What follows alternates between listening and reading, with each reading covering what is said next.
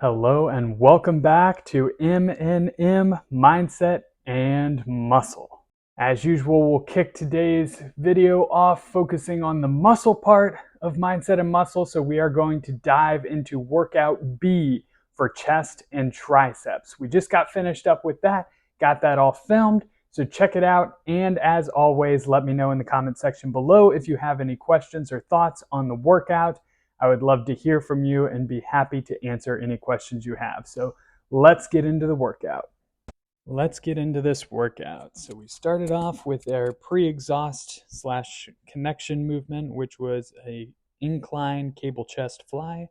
I love this machine because it supports your back and you don't have to stabilize yourself while you're doing the fly. You can just focus on the stretch and the squeeze. You notice that I am using a Bosu ball to extend the seat.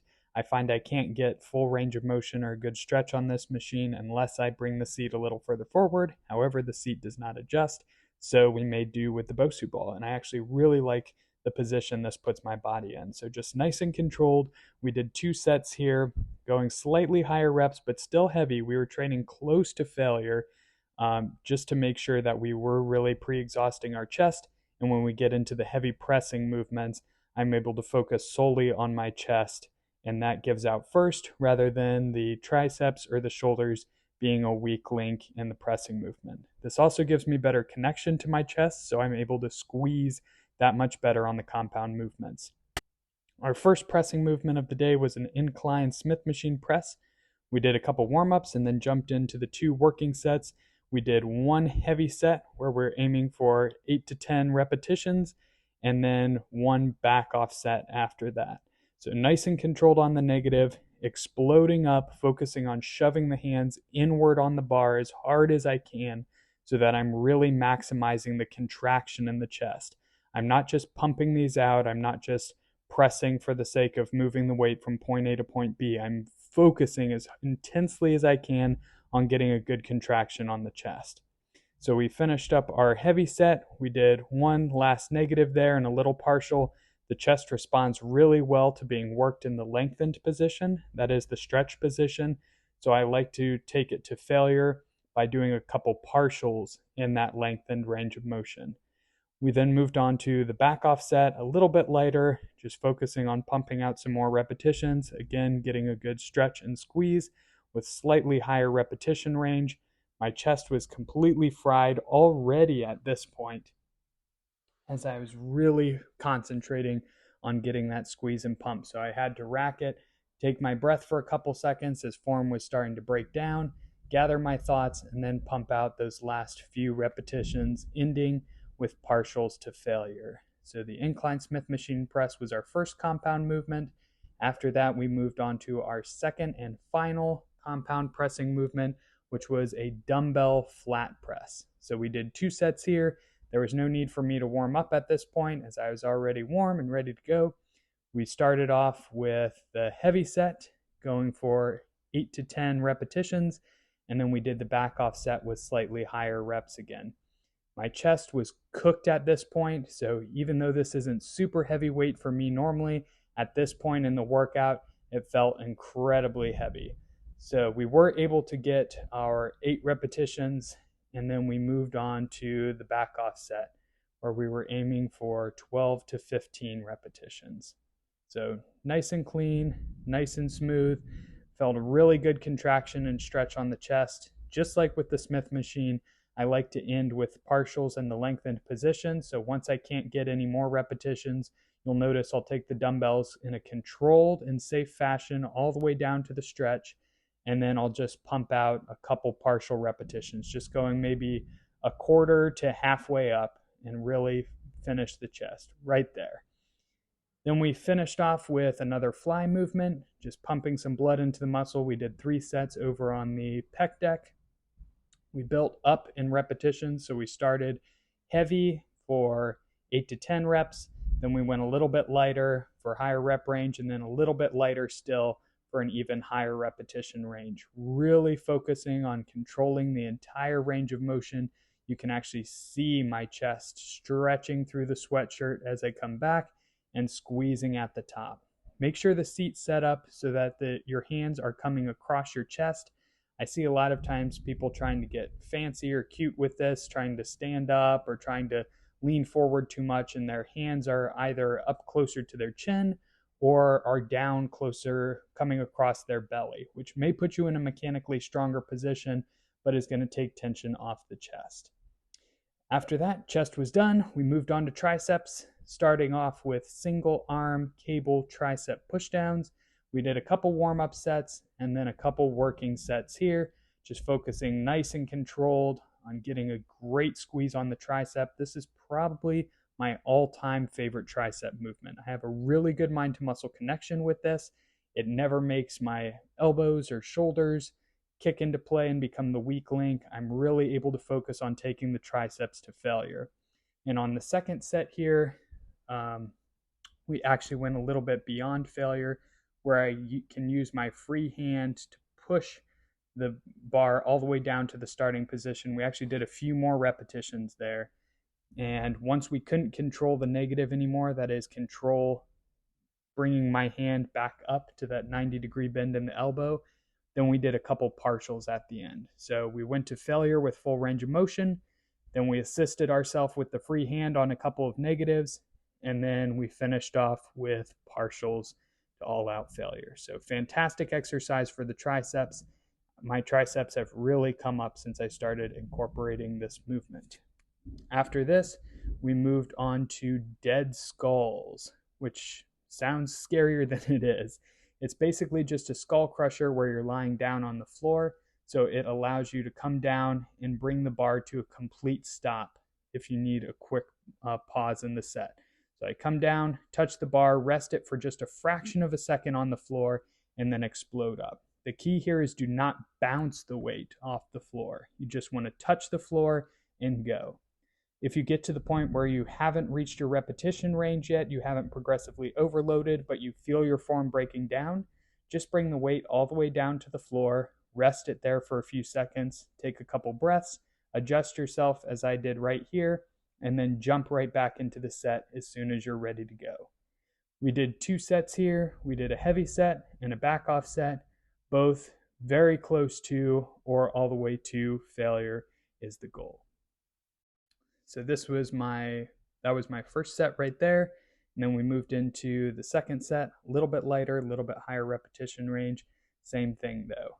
Nice and controlled, touch the ground, drive up, nice controlled manner. You'll notice also I'm keeping my elbows somewhat back, so I'm actually pressing the weight up and back. You don't want the weight to become a pullover where you finish with it over your chest. That will stack the joints and take tension off of the triceps, as well as put the elbows in a more vulnerable position, more prone to tendinitis. So think extending up and back like you're trying to touch the corner where the wall behind you meets the ceiling.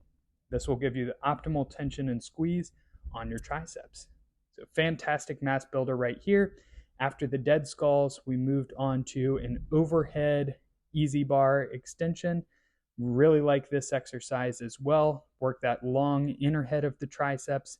We did 2 sets here, 1 heavy, 1 back off, and just focusing on getting a really good stretch, full range of motion, and then driving up, squeeze the triceps at the top, stopping just short of lockout. So again, we're not stacking the joints. What I say when I mean that is we're not putting the elbows directly above the shoulders and allowing tension to go off of the muscles. So think of it as you're holding a heavy bar in your hands. If you press that bar overhead and you hold it straight overhead, just as I'm doing right here, you can hold that bar in that position for a long time. Your joints are stacked. My elbows are right on top of my shoulders. There's no tension on the muscles. However, if you bring that bar halfway down behind the back of your head, you're not going to be able to hold that very long before your arms give out and you're going to end up in the bottom position. So ideally, you want to keep your muscles under tension as much as possible. I only stack my joints and rest if I feel my form breaking down and I haven't yet reached my required rep range or progressively overloaded. So it's just a chance to take a quick breath, quick break, and then jump back in when you're ready. We finished off the tricep routine with a decline dumbbell skull crusher. We did 2 sets here, Again, just focusing on pressing up and back, keeping constant tension on those triceps. Using the dumbbells is great because it allows each arm to individually work. So if you have a stronger side, then it can't compensate for the weaker side. Both sides have to work equally. Once we got to the point of failure here on the final set, we did a couple set reps where we pulled the weight over and actually did a close grip bench press back to the start when I couldn't extend it anymore, and then did controlled negatives back to the starting point. So close grip bench, control negative into the stretch, close grip bench press, controlled negative, back into the stretch. And we did this until we couldn't get a full rep on the close grip bench press with good form anymore. So this is lightweight at this point, but my triceps were so cooked, we were done. So I hope that gave you a good idea on how I train my chest and triceps so that you too can build up your chest to the point where you can do this.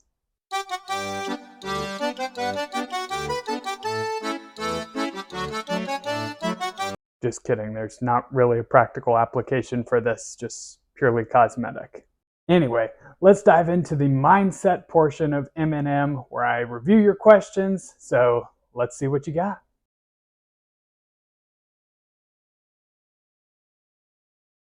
This is a fantastic question, and I feel like any first-time competitor, especially if they are doing things on their own rather than working with a coach, make that a seasoned, knowledgeable coach who actually knows what they're doing, have made some mistakes looking back. So my first two competitions particularly are where I made the majority of my mistakes. So my first competition, everything actually went fairly smooth. I competed in I can't remember what it was called. It was like the Cardinal Natural Northeastern or something like that in Northeast Ohio. That was my very first competition. I actually did the prep all myself. This was my first time really figuring out how to diet down and all of that. Actually came in looking pretty good. At that point, I was about 174, 175 on stage. Actually looked pretty good. Probably could have been a little bit leaner looking back. At that point, I wasn't really aware of what stage lean and ripped was. So if I came in more like 169, 170, I probably would have looked really good, though obviously at that point, first competition, pretty small. But I had the brilliant idea after reading an article that Dennis Wolf ate Reese peanut butter cups before going on stage to get a good pump, that I would load up on candy backstage before going out and pumping up and all of that. So at this point, for anybody who actually knows what you're doing, that is too late to really do the majority of your carb loading. Your body needs some time to take those carbohydrates and process them into glycogen. It's fine to do a little bit of candy before you step on stage for energy and that last little pump boost, but trying to do 50% of your carb up or whatever backstage on purely sweet tarts and dots and like just that big bulk bag of discount candy that you can get, not a good idea. The show ran longer than expected. They didn't really keep us up to date on when competitors and classes were supposed to go out.